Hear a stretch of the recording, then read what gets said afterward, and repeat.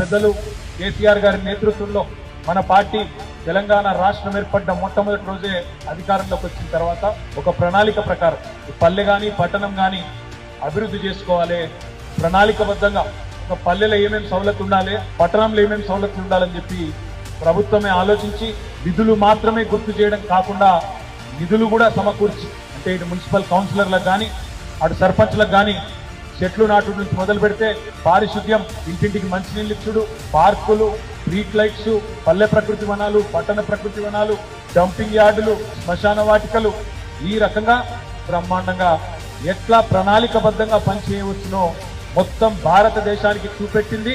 ఖచ్చితంగా తెలంగాణ రాష్ట్రం అని ఘంటాపదంగా ఇవాళ మనందరం గర్వంగా చెప్పొచ్చు. నేను చెప్పేదేదో ఊరికేనే మన డబ్బా మనం కొట్టుకోవడం కోసం చెప్తలేదు. కేంద్ర ప్రభుత్వం మనకిచ్చిన అవార్డులే దానికి నిదర్శనం అనే మాట నేను గుర్తు చేస్తా ఉన్నా.